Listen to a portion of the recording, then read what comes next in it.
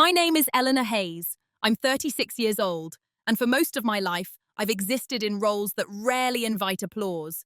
Daughter, sister, employee, the person who makes sure things don't fall apart, but doesn't get asked how she's doing. I live in Vancouver now, but the emotional landscape of this story was shaped long before I chose this city. If you knew me back then, you probably would have described me as quiet, reliable, maybe even forgettable. Not because I lacked substance, but because I didn't demand to be seen. People often mistake calm for passivity. I don't argue loudly. I don't have confidence. I listen more than I speak. And when rooms get crowded with opinions, I tend to step back. Over time, that taught others something about me that wasn't entirely true, that I would always accept the role handed to me, that I would absorb the jokes, the dismissals, the small laughs at my expense, and move on without consequence. I didn't challenge that belief. Not at first. This story isn't about anger, and it isn't about revenge.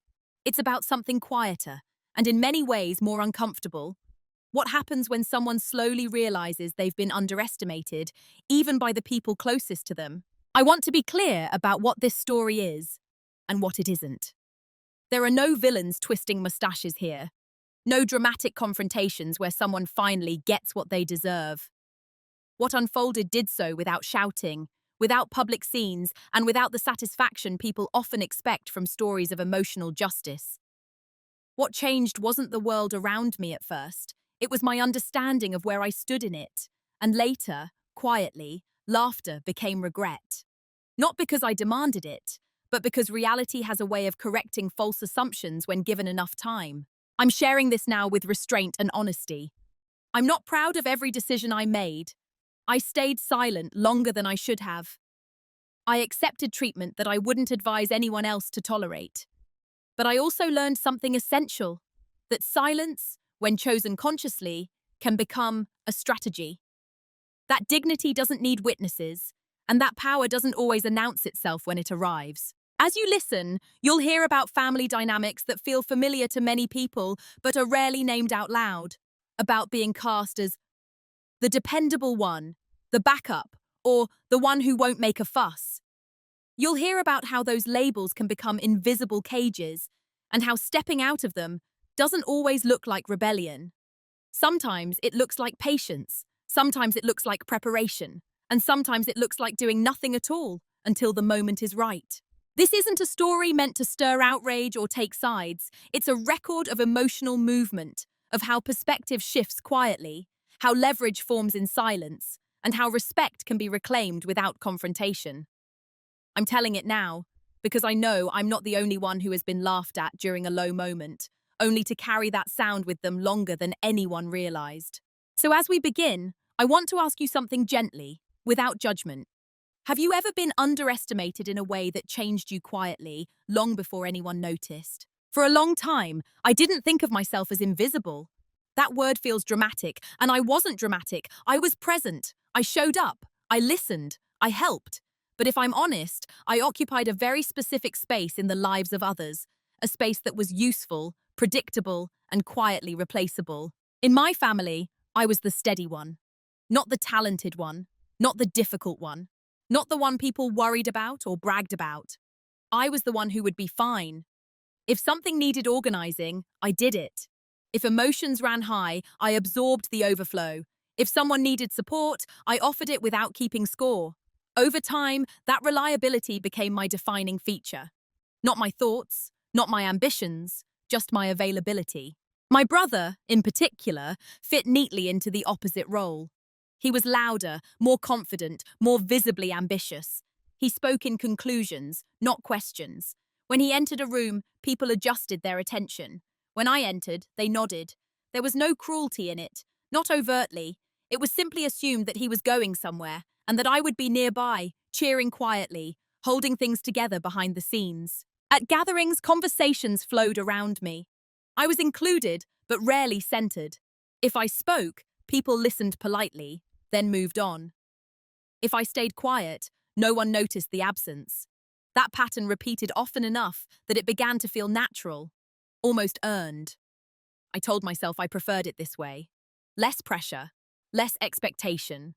less risk of disappointing anyone. At work, the dynamic was similar. I was dependable. I handled complex processes, remembered details others forgot, and anticipated problems before they surfaced. Managers trusted me, but they didn't spotlight me. Colleagues relied on me, but rarely credited me. When something went right, it was the team. When something went wrong, it was often quietly placed at my feet. Never aggressively, just subtly enough that I learned to carry it without protest. I didn't fight these perceptions. I internalized them.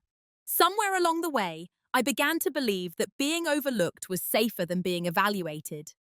If no one expected greatness from me, then failure wouldn't hurt as much.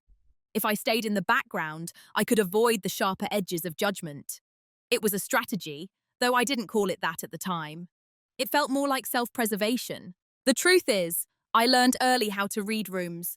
I noticed who interrupted and who was interrupted, who got credit and who didn't, who was forgiven quickly and who was expected to do better quietly. I noticed how laughter worked, not joyful laughter, but the kind that signals hierarchy, the kind that says, we're amused, not impressed. And I noticed that laughter rarely landed on me with malice. It landed with an assumption, as if my position had already been agreed upon by everyone else. To them, I was stable. I was the background noise that made the main melody possible. I was the one who wouldn't cause trouble, the one who would understand, the one who would adjust. And I did understand. That was part of the problem. I understood why my brother was celebrated for risks I never took. I understood why my parents leaned on me emotionally, but rarely worried about my future. I understood why colleagues came to me privately, but spoke over me publicly. I understood all of it. And for a long time, I mistook that understanding for acceptance. What I didn't realize then was that being seen as low risk also meant being seen as low impact, that my silence was being interpreted not as thoughtfulness, but as limitation. And that once people decide who you are to them, they stop looking for evidence to the contrary. This wasn't a tragedy. It was subtle, ordinary, almost invisible in itself, but it formed the foundation for everything that came next. Because when you are consistently underestimated, something inside you begins to split. One part adapts, the other part watches, and the watching part remembers far more than anyone suspects. At that point in my life, though, I was still mostly adapting, still playing the role that felt safest, still believing that staying quiet meant staying intact. I didn't know yet how much that role would cost me. The first time it happened, I almost missed it. That's the thing about small cuts. They don't announce themselves. There's no sharp pain, no dramatic pause, just a brief sting, easy to dismiss, easier to explain away. If I hadn't been paying attention, I might have forgotten it entirely. But something about that moment stayed with me, lodged itself quietly in my memory, waiting. It happened during a family dinner, nothing special, a casual evening, familiar voices, familiar rhythms. My brother was talking about a project he'd taken on. Ambitious, loosely defined, still more idea than execution. Everyone leaned in as he spoke. There was curiosity in the room, encouragement, admiration. I listened, as I always did. At some point, I mentioned my own situation. Not dramatically, not as a comparison, just a simple statement about a professional risk I'd taken, a role I'd applied for, one that stretched me beyond what people usually expected. I explained it carefully, almost apologetically, as if I were asking permission to be taken seriously. There was a pause. Then my brother laughed. Not loudly, not cruelly, just a short, surprised laugh. The kind people make when something doesn't align with their internal picture of you. He shook his head slightly and said something like, "That's ambitious," in a tone that suggested the word didn't quite belong to me. The table moved on almost immediately. Someone changed the subject. Someone asked for more food. No one corrected him. No one asked me a follow-up question. The moment passed so smoothly that I wondered if I'd imagined the weight of it. But I hadn't. What stayed with me wasn't just the laugh. It was the ease with which it landed, the comfort behind it, as if my failure, or even the possibility of it, was already assumed, already safe to joke about, as if the room had silently agreed that I was playing at something beyond my reach. I smiled. Of course I did. I nodded. I even made a small joke at my own expense because that's what kept things smooth. That's what reassured everyone that nothing uncomfortable had happened, that I understood my place. Inside, though, something registered. It wasn't anger, it wasn't humiliation. Not exactly. It was recognition. I realized then that people weren't just underestimating me by accident. They were doing it because it made their world simpler. My brother's confidence depended, in some subtle way, on contrast. My parents' sense of stability relied on believing I would never truly rock the boat. Even my own self-image had been shaped around the idea that my ambitions should remain modest, reasonable, and easy to dismiss. The laugh crystallized that dynamic in a way nothing else had before. What struck me most was how quickly everyone else forgot it. The moment evaporated for them. No tension lingered, no apology followed. That told me something important. The cut was small because it wasn't meant to be memorable. It was casual, routine, almost affectionate in its dismissal. But I remembered it. I replayed the tone in my head later, the timing, the way no one thought it necessary to check how it landed. I told myself I was being sensitive. I told myself my brother didn't mean anything by it. I told myself that family jokes sometimes sting and that mature people let them go. And on the surface, I did let it go. Outwardly, nothing changed. I continued being supportive, continued listening, continued showing up as the version of myself everyone recognized. I didn't confront him. I didn't correct the assumption. I didn't even fully articulate it to myself yet. But inwardly, I began to observe more closely. I noticed how often my ideas were treated as optional, while his were treated as inevitable. How often were my risks framed as naive, while his were framed as bold? How laughter appeared at my expense in moments of uncertainty, but never at his. That first small cut didn't bleed. It didn't scar immediately, but it marked a shift from unconscious acceptance to quiet awareness. I started to understand that silence wasn't neutral, that every time I let something pass, I was participating in the story being told about me. And that story, once established, didn't require active cruelty to sustain itself. It thrived on neglect, on assumption, on moments small enough for everyone else to forget. Everyone else forgot that laugh. I didn't. And that difference mattered more than I knew at the time. After that first moment, nothing changed on the surface, and that was precisely the problem. When a boundary is crossed quietly and nothing happens, it doesn't retreat. It settles in. It becomes part of the environment, something you step around without thinking. The laughter didn't repeat in the same way, but the pattern did. It showed up in subtler forms. Comments framed as concern, advice I hadn't asked for, light teasing that carried an undertone of doubt. Each instance was small enough to dismiss on its own. Together, they formed a language. When I spoke about work, the questions were practical and cautious. Are you sure that's stable? That sounds like a lot for you. When my brother spoke, the questions were expansive. What's next? How big could this get? The difference wasn't overt. No one said I wasn't capable. They didn't have to. The implication lived in the tone. I told myself it was reasonable. I had always been the careful one, the planner, the one who considers risks before taking them. Of course, people reacted differently. Of course, expectations followed history. I explained it away with logic, because logic felt safer than admitting I was being diminished. Over time, I learned how to anticipate dismissal before it arrived. I softened my language. I downplayed achievements. I framed successes as luck or timing rather than effort. If something went well, I mentioned it briefly, then redirected the conversation. I became fluent in self-erasure, not out of self-loathing, but out of habit.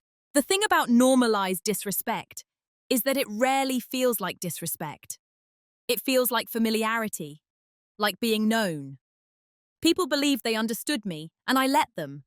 Correcting that perception would have required friction, and friction felt dangerous. It threatened the equilibrium I'd spent years maintaining, so I stayed quiet. When jokes landed a little too close, I smiled. When assumptions were made about my limits, I nodded. When my brother dismissed my concerns or spoke over me, I waited for a pause that never came. I told myself that speaking up wouldn't change anything, that it wasn't worth the emotional cost. And for a while, that was true. Staying quiet preserved peace. It kept relationships intact. It allowed me to move through rooms without resistance. But it also did something else. It taught people that my boundaries were flexible. that my silence was consent. I began to notice how quickly others grew comfortable minimizing me, how easily they leaned on my reliability without acknowledging its weight, how often I was asked to adjust, accommodate, and understand. The role I played required constant emotional labor, but it was invisible labor, unpaid, unrecognized. Still, I didn't see myself as a victim. That framing felt too simple. I had agency, even if I wasn't using it fully. I chose calm over conflict. I chose understanding over correction. I chose patience. At the time, those choices felt like maturity. But patience, when it becomes one-sided, turns into endurance. And endurance over long periods reshapes you. I began to compartmentalize. There was the version of me that others interacted with, agreeable, steady, unthreatening. And there was a quieter internal version that observed everything with growing clarity. That part of me kept a mental record, not to build a case, not to plan retaliation, just to understand the system I was moving through. I noticed that disrespect doesn't always escalate. Sometimes it stabilizes. It finds a comfortable level and stays there, reinforced by routine. And once it's normalized, challenging it feels like overreacting. Like breaking an unspoken agreement everyone else is benefiting from. So I adapted further. I stopped sharing certain ambitions, stopped volunteering ideas in group settings, stopped expecting acknowledgement. Not because I had given up, but because I was conserving something. Energy, maybe, or clarity. At the time, I couldn't have named it. What I knew was this. I was tired of explaining myself to people who had already decided who I was. And I was beginning to understand that staying silent didn't mean I was weak. It meant I was watching. Normalization has a way of numbing you. It makes the unacceptable feel ordinary. It makes you question your own reactions. It teaches you to shrink just enough to avoid friction. But somewhere beneath that numbing, something else was forming. A slow, steady awareness, the kind that doesn't rush, the kind that waits. I didn't confront anyone. I didn't draw lines in the sand. I simply stopped assuming that things would change on their own. And that, without anyone realizing it, was the beginning of a different posture entirely. It took me longer than I like to admit to understand that what I was experiencing wasn't random. It was structured, unspoken, yes, but consistent enough to be intentional in its own way. I wasn't just being underestimated, I was being assigned. Every system does this. Families do it, workplaces do it, friend groups do it. Roles form quietly, shaped by early impressions and reinforced by repetition. Someone becomes the leader, someone becomes a rebel, someone becomes the emotional one, and someone, often without realizing when it happened, becomes the reliable background presence. That someone was me. In my family, my role was stability. I was the one who would be okay, no matter what. The one who didn't need checking in on. The one whose silence was interpreted as strength, not as absence. When decisions were made, my input wasn't required because it was assumed I would adapt. And I did. Again and again. My brother's role was different. He was allowed fluctuation, risk, failure, reinvention. His mistakes were framed as learning experiences. Mine, when they happened, were treated as anomalies, proof that I had stepped outside my natural lane. When he struggled, people rallied. When I struggled, people grew uncomfortable, as if I were violating a contract none of us had ever signed. At work, the pattern mirrored itself almost perfectly. I was the safe pair of hands, the one entrusted with execution, not vision. I was brought in after decisions had been made, not while they were forming. My job was to make things work, not to question whether they should. And because I did that job well, the role solidified. What I began to see was that usefulness can be a trap. When people rely on you to stabilize their world, they don't want you to change. Growth threatens the balance they've come to depend on. So, they discourage it. Not aggressively, but gently. With concern, with jokes, with laughter that says, "Are you sure that's for you?" No one sat me down and told me who I was allowed to be. That would have been easier to resist. Instead, the role was enforced through expectation. Through the absence of curiosity, through the way conversations flowed past me when I hinted at wanting more. And I complied. For a long time I complied. Part of me believed the role protected me. It gave me certainty. It made me valuable. It kept me included. But another part of me, the quieter, more observant part, began to understand the cost. I was being rewarded for staying small, praised for not disrupting, loved, in a conditional way, for remaining predictable. The realization wasn't painful in a dramatic sense. It was sobering, like seeing the blueprint of a building you've lived in for years and noticing for the first time that there's no door leading out. I asked myself difficult questions then, not out loud, privately. Questions like, what would happen if I stopped fulfilling this role? Who would I be to them if I weren't the dependable one? And more unsettling still, who would I be to myself? I didn't have answers yet, just clarity. Clarity that the role I'd been assigned was never meant to expand. It was meant to contain. And clarity that no one else was going to revise it for me. Understanding the role didn't make me angry. It made me precise. It stripped away illusion. It showed me that if I wanted something different, respect, autonomy, room to grow, it wouldn't come from explaining myself better. It would come from changing my position entirely. But that kind of change doesn't happen all at once. It begins internally, quietly, with the decision to stop performing a version of yourself that no longer fits. At the time, no one noticed anything different about me. I was still reliable, still calm, still present. But the role had lost its grip. And once that happens, everything else becomes a matter of timing. The day something shifted didn't come with an argument or a revelation. There was no confrontation, no raised voices, no moment anyone else would point to and say, that's when it changed. If you'd asked the people around me, they would have said it was an ordinary day.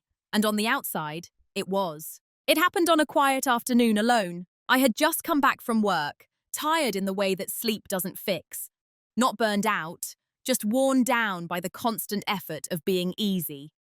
I remember sitting at my kitchen table, laptop closed, phone face down, the room unusually still. There was no distraction to hide behind, no role to perform, just me and a thought I'd been avoiding. I thought about that laugh again. Not angrily, almost neutrally. I noticed how little emotion it carried now. It was no longer sharp, it was informative. And in that calm space, a simple realization surfaced. Nothing was going to change unless I did. Not my brother's perception, not my family's expectations, not the way I was positioned at work. All of it made sense from their perspective. I had taught them how to treat me by what I accepted. There was no villain here to defeat, only a pattern to interrupt. That realization didn't hurt, it clarified.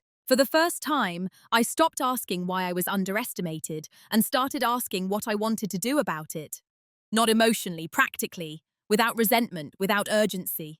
I saw clearly that confrontation would change very little. Explaining myself would only invite debate. Proving myself loudly would require energy I no longer wanted to spend. If I wanted a different outcome, I would need a different approach, one that didn't rely on permission or recognition. That was the shift. I didn't decide to become someone else. I decided to stop offering myself in ways that kept me confined. I decided to let silence stop being automatic and start being intentional. Not as punishment, not as manipulation, as alignment. I noticed how often I filled space out of habit, how quickly I reassured others, how reflexively I made myself available. That afternoon, I simply didn't. I let messages sit unanswered for a while. I didn't volunteer an explanation for my fatigue. I didn't narrate my thoughts. Nothing dramatic happened. The world didn't react. But inside, something settled. It felt like standing up straight after years of adjusting your posture to fit a low ceiling. Subtle, but irreversible once noticed. I could feel the difference in my body, in the way my shoulders relaxed, in the way my breath slowed. I wasn't withdrawing. I was reclaiming space that had always been mine. That day, I didn't make plans. I didn't map out a future. I didn't vow to prove anyone wrong. I simply stopped participating in my own minimization. And that was enough to change the trajectory. From the outside, I was still Eleanor. The dependable one, the quiet one, the background presence. But internally, the terms had changed. Silence was no longer compliance. Calm was no longer surrender. I understood then that real shifts don't announce themselves. They take root privately, long before anyone else feels their effects. That afternoon didn't look important, but it was the moment I stopped waiting. After that day, my silence changed texture. Before, it had been reflexive, a habit formed by years of smoothing things over, of making myself easy to be around. I spoke less because it felt safer, because it kept the peace, because it avoided scrutiny. But now silence had weight. It was deliberate, chosen. I started noticing the moment just before I would normally speak, the impulse to explain, to soften, to reassure. And in that pause, I asked myself a simple question: do I actually want to say this? Often the answer was no, not because I was withholding the truth, but because I was no longer offering access automatically. This shift confused people, though they couldn't have explained why. Conversations felt slightly different. I listened the same way I always had, but I stopped filling gaps that weren't mine to fill. When someone made an assumption about me, I didn't rush to correct it or to confirm it. I let it sit. At work, I stopped preemptively solving problems that weren't assigned to me. I still did my job well, but I stopped absorbing other people's urgency. When decisions were made without my input, I executed them cleanly, without commentary, without emotional investment.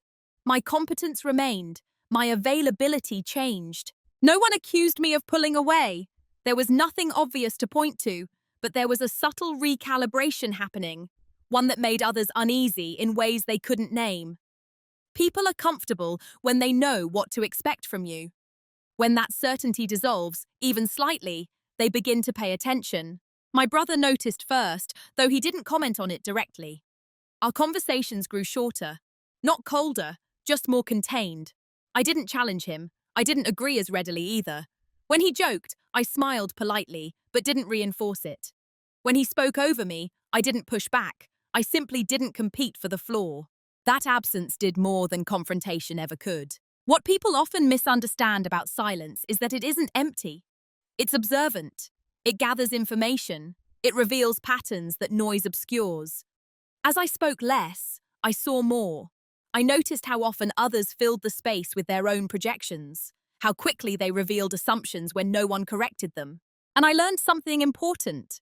People interpret silence based on their own expectations. Those who believed I was passive assumed I was still passive. Those who relied on me began to feel uncertain. That uncertainty was not my goal, but it was informative. I didn't explain myself. Explanation invites negotiation. I wasn't negotiating my presence anymore. This wasn't about control. It was about consent, about deciding where my energy went and where it didn't. Silence, when chosen, became a filter. It allowed me to participate without being consumed. The most surprising part was how peaceful it felt. There was no tension, no suppressed emotion, just clarity. I wasn't holding anything back. I was simply no longer overgiving. From the outside, nothing looked different enough to alarm anyone. That was important. Change that announces itself is easy to resist.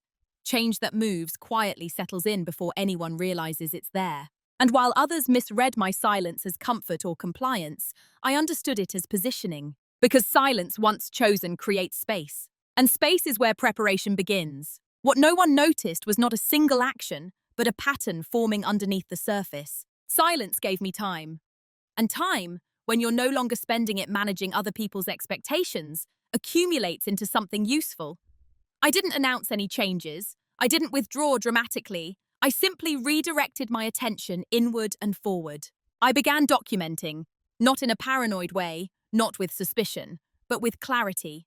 I wrote things down in a leather notebook I'd carried for years and rarely used. Conversations, decisions, repeated behaviors. At work, I tracked processes I had quietly been holding together for a long time. Not because I planned to expose anyone, but because I wanted to understand the real architecture of the systems I was part of. It became clear very quickly how much institutional knowledge I carried. Things people assumed just worked. Contacts, timelines, dependencies, unwritten rules. I saw where bottlenecks were hidden and how often my quiet interventions prevented small problems from becoming visible ones. None of this was acknowledged publicly, but it was relied upon daily. At home, I observed differently. I noticed how my brother spoke when he thought he was being generous, how advice was offered downward, never laterally, how laughter returned only when he felt certain of his footing. I stopped reacting emotionally and started seeing behavior as data. This wasn't preparation for revenge, it was preparation for accuracy. I enrolled in courses quietly, skills adjacent to my role, but not dependent on it. I didn't share this with anyone, not because I was hiding, but because I was done performing progress for validation. I learned about contracts, negotiation structures, and long-term planning. I asked questions in rooms where no one expected me to ask anything at all. I also started saying no, softly, casually, without justification. No to extra work framed as just a quick favor. No to emotional labor disguised as family closeness. No to conversations that circled the same dismissive assumptions. Each number was small, almost polite, but each one reclaimed a unit of energy. People didn't confront me about it. They adjusted, or they didn't, and revealed something in the process. I learned who relied on me unconsciously and who respected me regardless. That distinction mattered more than I had ever realized. What they never noticed was that I had stopped trying to be understood. When you stop explaining yourself, people either lean in or they expose how little they were listening in the first place. Most didn't lean in, and that was information. I wasn't angry. I wasn't plotting. I was aligning my actions with reality rather than hope. Hope that people would eventually see me differently had kept me stuck for years. Observation replaced it. And slowly, quietly, leverage began to form, not as a weapon, but as an option. They still thought they knew who I was. They didn't see the preparation, because it didn't look like ambition. It looked like consistency, like calm, like the same Eleanor they had always known. But internally, I was no longer waiting to be recognized. I was positioning myself to move, cleanly, ethically, and without noise, when the moment required it. And the moment, though no one could sense it yet, was approaching. The reveal didn't come with excitement. There was no rush of triumph, no sense of victory. When it arrived, it felt almost quiet, inevitable even, like finally seeing a pattern that had been visible all along, once you knew where to look. It happened late one evening while I was reviewing notes I'd taken over months. Nothing dramatic, just lines on paper, connections drawn slowly, carefully. As I looked at them together, I saw something clearly for the first time. I was more central than anyone realized. Not important in a dramatic, ego-driven sense, but structurally. At work, entire workflows depended on knowledge that lived only in my head or in systems I maintained. I wasn't just executing decisions, I was translating them into reality. When I stepped back mentally and traced what would happen if I stopped doing certain invisible tasks, the answer was simple. Things wouldn't collapse overnight, but they would slow. Friction would appear. Questions would surface that no one knew how to answer. That was the leverage. Not power over people, power over my own options. The realization didn't make me want to expose anything or demand recognition. It did the opposite. It grounded me. It told me I wasn't trapped, that I had been mistaking familiarity for necessity. I wasn't dependent in the way I had believed. I was positioned. The same clarity applied to my family. I saw how emotional access flowed almost entirely in one direction, how my steadiness had become a resource others drew from without noticing the cost. If I withdrew that access, not with drama, not with resentment, just with boundaries, the dynamic would have to adjust. Not because I forced it to, but because it relied on me staying the same. That night, I didn't tell anyone what I'd realized. There was no need. Leverage loses its integrity when it's announced. I closed the notebook, sat quietly for a while, and let the understanding settle. What surprised me most was the absence of anger. I felt no desire to confront my brother, to replay the laughter, to demand an apology. That moment no longer defined me. It had simply pointed me toward a truth I was now equipped to handle. With clarity comes responsibility. I knew that whatever I chose to do next would matter, not just for outcomes, but for who I became in the process. I didn't want to act out of bitterness. I wanted to act in alignment with my values. So I made myself a promise. No theatrics, no punishment, no moral compromise.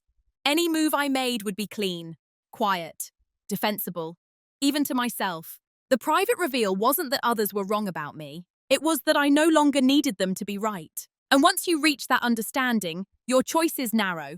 Not because you have fewer options, but because you finally know which ones won't cost you your integrity. I didn't act immediately. I waited. Waiting clarified things in a way action never could. Once I understood my position, I saw multiple paths in front of me. None of them was dramatic. None of them was easy, but they were distinct, and each carried a different cost. One option was to finally speak, to sit my brother down, explain how that laughter had landed, outline years of quiet dismissal, and ask, calmly, for acknowledgement.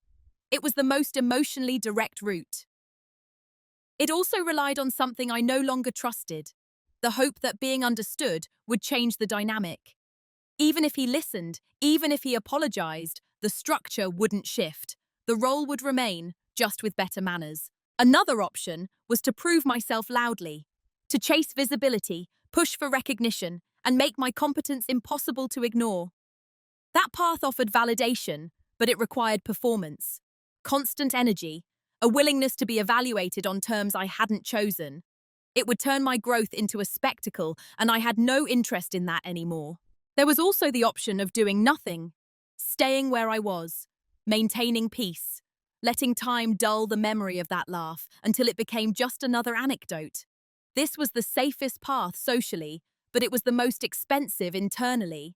It required me to continue negotiating with a version of myself I had already outgrown. The final option was quieter and irreversible in its own way. It involved changing my position without announcing it, making decisions that aligned with my values and long-term stability, regardless of how they were interpreted, letting outcomes speak instead of explanations, accepting that some misunderstandings would never be corrected and that this was not a failure. That option didn't offer immediate relief, it offered coherence. I weighed these paths carefully, not emotionally, but practically. I asked myself which choice I could live with 5 years from now. Which one preserved my dignity without requiring anyone else's approval? The answer was clear. I chose the option that didn't require permission. That choice came with a quiet grief. Letting go of the hope that people would suddenly see me differently was harder than I expected. There's comfort in believing that clarity, once presented, will be received. Releasing that belief meant accepting a certain loneliness, but it also brought relief. I didn't owe anyone a performance of my growth, so I committed to myself to move in a way that was consistent, ethical, and final. No ultimatums, no speeches, no emotional leverage, just decisions. Once made, the decision felt oddly calm, like setting something heavy down after carrying it for too long. There was no adrenaline, no fear, just resolve. I didn't tell my brother. I didn't tell my family. I didn't tell my colleagues. Not because I was hiding, but because the decision wasn't for them. It was for me. And from that moment on, everything I did followed a single principle. Act in ways that make your self-respect non-negotiable. The movement that followed was quiet, almost invisible, but it had already begun. Once the decision was made, I didn't feel the need to rush. Urgency is often a sign that something is still unstable. I wanted stability, internally first, then externally, so I moved the way I had learned to move best, quietly, methodically, without drawing attention. At work, I began disentangling myself from the invisible threads I had woven over the years, not by abandoning responsibility, but by formalizing it. I documented processes, I clarified boundaries, I redirected questions back to their owners.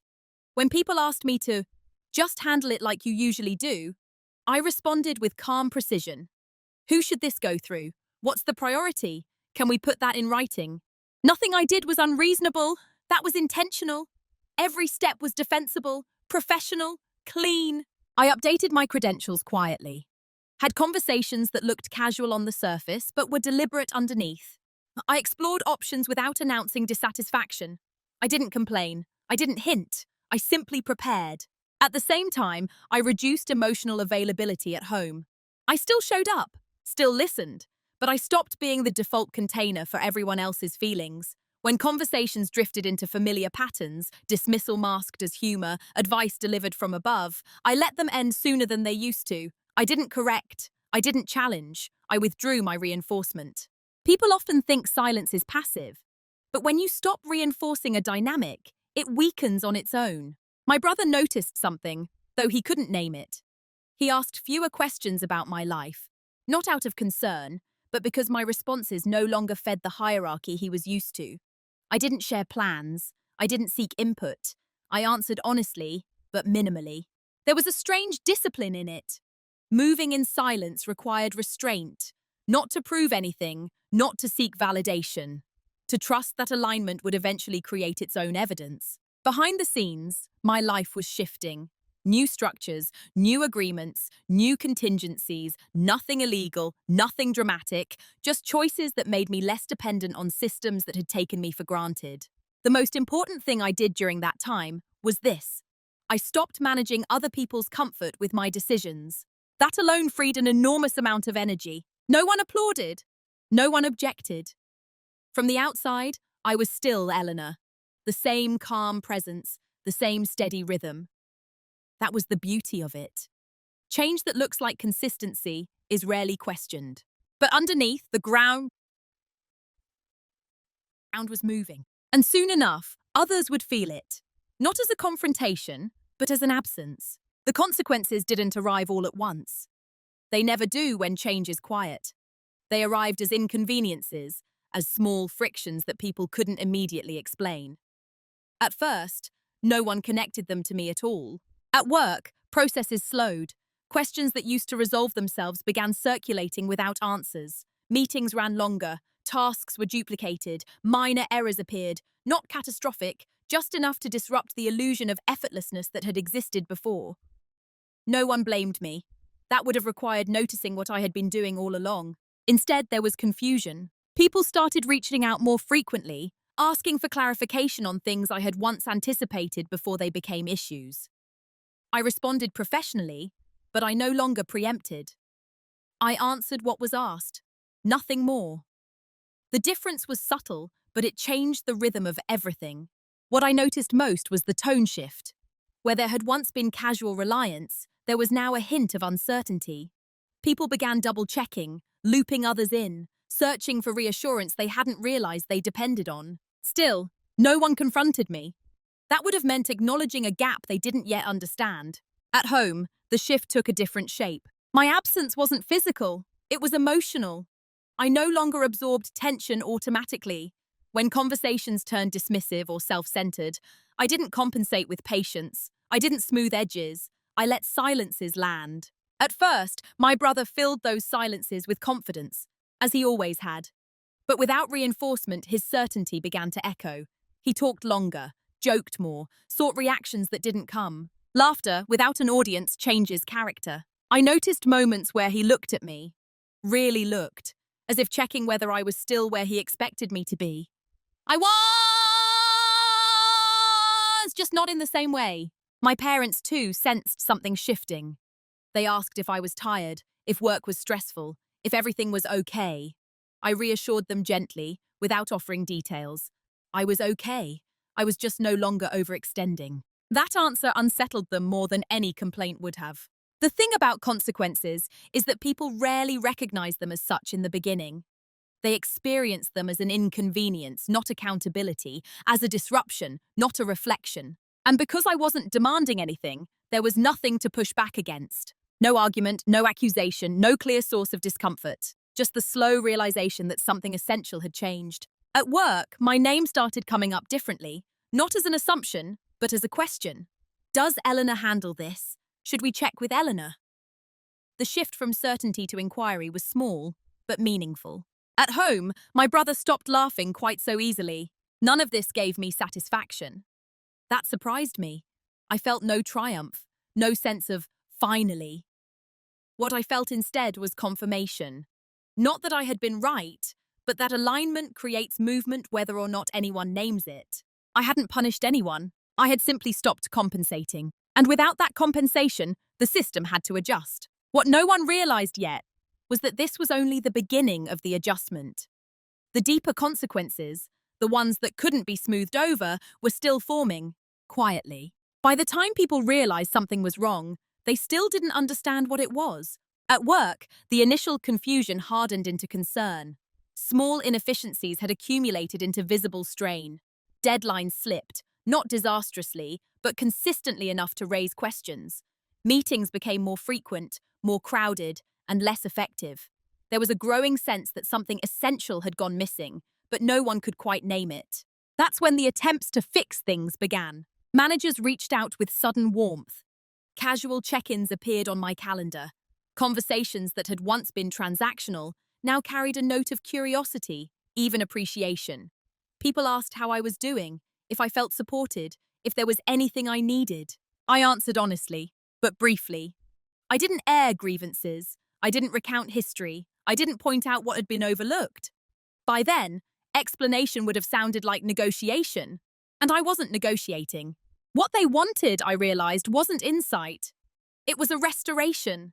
A return to the version of me who smoothed friction before it surfaced, who absorbed complexity quietly so others could feel competent.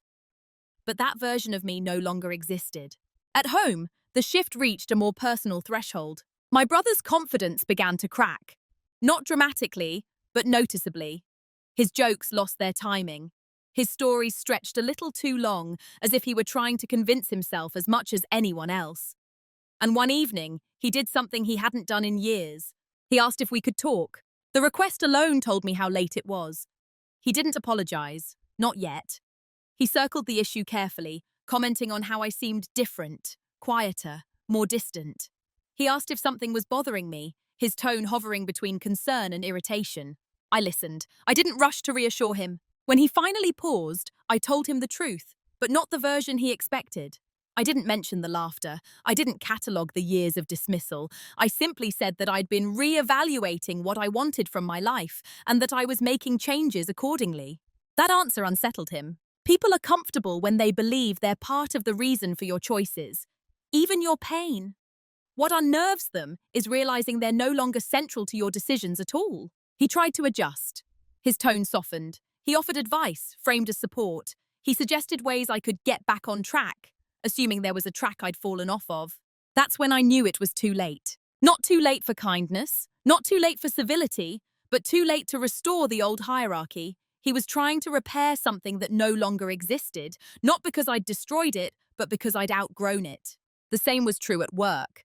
By the time my value was being articulated, it was already being reframed as something that could be redistributed, standardized, and managed. They weren't seeing me more clearly. They were trying to recreate the function I'd once provided without acknowledging the person who provided it. That's what happens when recognition comes late. It seeks efficiency, not understanding. I felt no satisfaction in this. Only clarity. A calm certainty that the moment for easy repair had passed, not out of spite, but out of timing. Some things, once seen clearly, cannot be unseen. And some roles, once vacated internally, cannot be stepped back into, no matter how politely the invitation is phrased. The confrontation, when it finally happened, was almost anticlimactic. There was no raised voice, no list of grievances, no emotional release that movies train us to expect. It unfolded the way most real turning points do, quietly, with restraint, and a kind of calm that can feel unsettling to the person on the other side of it. It was my brother who initiated it again. This time, there was less circling, more directness. He asked me why I no longer came to him for advice. Why do I seem so self-contained? Why did it feel like there was a distance between us that hadn't been there before? I let the question sit for a moment. Then I answered carefully, not to protect him, but to stay aligned with myself. I told him I had realized I didn't want to be laughed at when I tried something new. I didn't say you laughed at me. I said I don't want laughter in my life when I'm taking risks. The distinction mattered. It kept the focus on my boundary, not his defense. He frowned, confused. He said he hadn't meant anything by it, that it was just a joke, that I was overthinking things. I nodded, not in agreement, just along your mensch. Oh, yeah. Just acknowledgement. Then I said something that surprised both of us. I believe you, and I still changed. That was the moment the dynamic shifted irreversibly, because there was nothing for him to argue with. I wasn't accusing him of malice. I wasn't asking for remorse. I wasn't demanding validation. I was simply stating a fact that regardless of intent, impact had led me to choose differently. He tried once more to soften it, to suggest we could reset, to return to how things were. There was a trace of urgency in his voice now, something close to regret, though he didn't name it that way. I told him I wasn't angry, that I cared about him, and that I wasn't interested in revisiting old dynamics out of habit. That I was building a life where I didn't have to brace myself before speaking. The room was quiet after that. He looked at me differently. Not with authority, not with dismissal, but with uncertainty. For the first time, I think he understood that whatever power he thought he had over me had already expired. Not because I'd taken it from him, but because I'd stopped offering it. There was no dramatic resolution, no apology that wrapped things up neatly, just an understanding that something fundamental had changed and that it wasn't going to be negotiated back into place. At work, a similar conversation happened not long after. A manager asked, directly, whether I felt undervalued. I told the truth, calmly. I said I felt mispositioned, that my contributions and my goals were no longer aligned with the structure I was in. They asked what it would take to keep me. I told them what I needed. And when it became clear that those needs couldn't be met, not fully, not honestly, I didn't argue. I thanked them for the conversation and let the silence do its work. Confrontation without heat leaves very little to push against. It doesn't give the other person a villain to fight. It only gives them reality. Who I am now isn't a dramatic reinvention. There was no moment where I shed my old self and stepped into something entirely new. What changed was not my personality, but my posture. I stand differently in my own life. I'm still calm, still observant, still someone who listens carefully before speaking. But that quiet is no longer an invitation for others to decide who I am. It's a boundary, one I don't explain unless I choose to. I no longer confuse being needed with being valued. That distinction reshaped everything. I choose my commitments deliberately. I don't fill gaps simply because I can. I let systems reveal their weaknesses instead of compensating for them silently. And in doing so, I found something I didn't expect. Respect that doesn't require exhaustion. My relationship with my brother is honest now.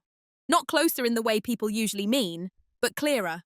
There's less performance on both sides, fewer assumptions. We speak as adults with separate trajectories, not as characters locked into old roles. There are still moments of awkwardness. That's the cost of change. But there's also something new. Caution. Awareness. A recognition that I am no longer someone to be laughed at when I reach beyond what's expected. I didn't demand that recognition. I embodied it. Professionally, I'm in a space that fits me better. Not because it's louder or more impressive, but because it aligns with how I work and what I value. My competence is visible without being theatrical. My input is invited, not assumed. And when it isn't, I know I have the freedom to walk away without fear. That freedom is everything. I don't feel the need to correct old narratives about who I used to be. People can keep their versions. They don't limit me anymore. The need to be understood by everyone has fallen away, replaced by something steadier, self-trust. The most surprising change is how little resentment I carry. Letting go of the old role didn't require anger. It required clarity. Once I saw the structure, I stopped taking it personally. That allowed me to move without bitterness, to change without becoming someone I didn't recognize. I'm still quiet, but now my quiet has weight. And anyone who mistakes it for weakness does so at their own expense. Not because I will punish them, but because I will no longer adjust myself to make them comfortable. I finally understand that. For a long time, I believed that if I stayed calm, patient, and understanding, things would naturally balance themselves out, that people would eventually notice effort, that respect would follow consistency. What I've learned instead is quieter and far more durable. Respect follows boundaries, not endurance. When my brother laughed at me, it wasn't the laugh itself that mattered. It was what it revealed. Not cruelty, but certainty. Certainty about where I stood and where I was not expected to go. And for a long time, I lived inside that expectation without questioning it. Not because I agreed with it, but because it was familiar. Laughter became regret. Not because I demanded it, but because I changed the conditions under which it could exist. I stopped performing smallness. I stopped absorbing dismissal. I stopped translating other people's comfort into my responsibility. And when that happened, the dynamic had no choice but to evolve or fail. There's a kind of justice that doesn't arrive with noise. It doesn't announce itself or seek witnesses. It simply rearranges the outcome. The people who once underestimated you don't always apologize. Often they just grow quieter, more careful. They feel the shift without fully understanding it. That's not cruelty. That's a consequence. This story isn't a lesson in cutting people off or proving anyone wrong. It's about choosing coherence over approval. about understanding that silence can be a strategy when it's chosen and a cage when it's automatic, and about recognizing that you don't owe anyone access to the parts of you they once dismissed. If there's one thing I hope stays with you, it's this. You don't have to explain your growth to people who benefited from your restraint. You don't need to replay old moments to justify new boundaries. Change doesn't require permission, and dignity doesn't require an audience. Some people will only realize your value when you stop making their lives easier. That realization can look like regret, or confusion, or distance. Let it be whatever it is. Your responsibility is not to manage their reaction, but to live in alignment with who you are now. I didn't lose my calm. I didn't harden. I didn't seek revenge. I simply stepped out of a role that no longer fit and allowed the consequences to unfold. So I'll leave you with this question, and I'd genuinely like to hear your thoughts in the comments. Have you ever been underestimated in a way that quietly changed how you moved through the world, long before anyone else noticed? Cảm ơn các bạn vì đã theo dõi đến cuối. Đừng quên ấn like, share và bật chuông để không bỏ lỡ những video mới nhất nhé. Hẹn gặp lại.